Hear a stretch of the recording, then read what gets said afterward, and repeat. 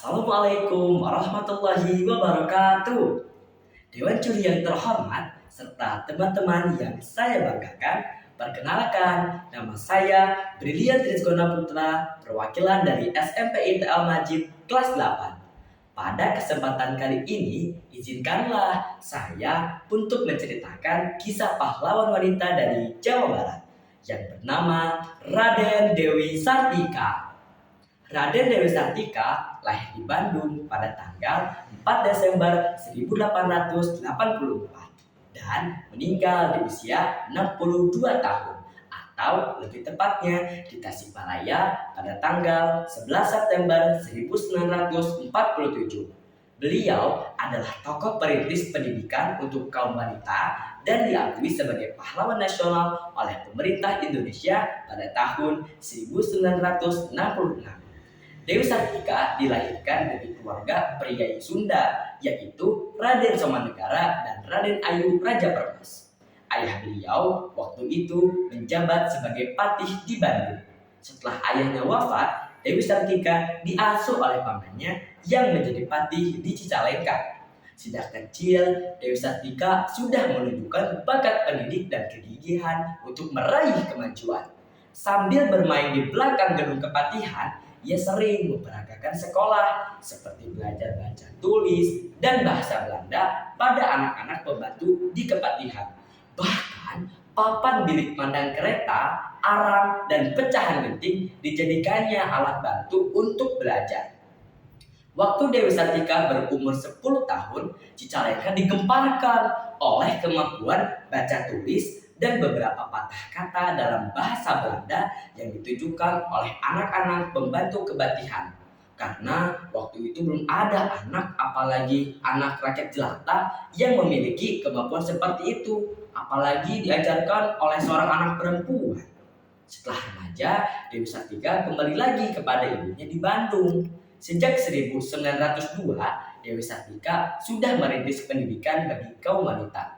Di belakang rumah ibunya di Bandung, Dewi Sartika mengajar di hadapan anggota keluarganya yang perempuan seperti merenda, memasak, menjahit, membaca, dan menulis.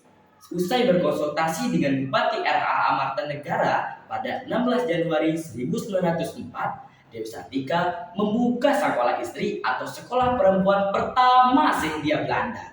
Tenaga pengajarnya ada 3 orang, Dewi Sartika, dan dibantu 2 saudaranya, yaitu Nyi Purwa dan Nyi Owin. Murid-murid angkatan pertamanya terdiri dari 20 orang dan menggunakan ruangan pendopo Kabupaten Bandung sebagai kelasnya. Tahun 1905, kelasnya bertambah sehingga kemudian pindah ke Jalan Cikuriang Keboncau. Lokasi baru ini dibeli Dewi Sartika dengan uang tabungannya sendiri serta bantuan dana pribadi dari Bupati Bandung. Lulusan pertama keluar pada tahun 1909. Tahun berikutnya, di beberapa wilayah Pasundan bermunculan beberapa sekolah istri, terutama yang dikelola oleh perempuan-perempuan Sunda yang memiliki cita-cita yang sama dengan Dewi Sartika.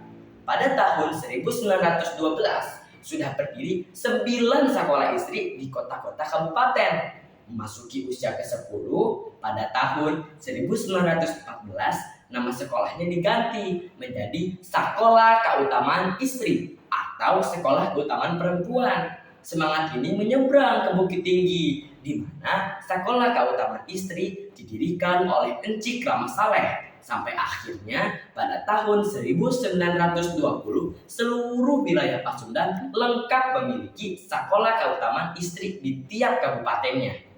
Bulan September 1929, Dewi Sartika mengadakan peringatan pendirian sekolahnya yang telah berumur 25 tahun yang kemudian berganti nama menjadi Sekolah Raden Dewi. Atas jasanya dalam bidang ini, Dewi Sartika dianugerahi bintang jasa oleh pemerintah Hindia Belanda. Namun sayangnya Dewi Sartika meninggal tanggal 11 September 1947 di Tasikmalaya dan dimakamkan dengan suatu upacara pemakaman yang sederhana di pemakaman Cigadon, Desa Rahayu, Kecamatan Cineang. 3 tahun kemudian dimakamkan kembali di Komplek Bupati Bandung di Jalan Karanganyar, Kabupaten Bandung. Kesimpulan yang bisa kita ambil dari kisah Dewi Sartika adalah jangan menyerah meskipun hanya sedikit orang yang mendukung. Terus hadapi masalah yang ada meskipun masalah itu seberat bumi. Dan terus kejar cita-citamu meskipun itu sulit. Sekian cerita kali ini. Mudah-mudahan kita semua bisa mengambil semua sisi positif dari cerita yang telah saya bacakan ya. Terima kasih. Wassalamualaikum warahmatullahi wabarakatuh.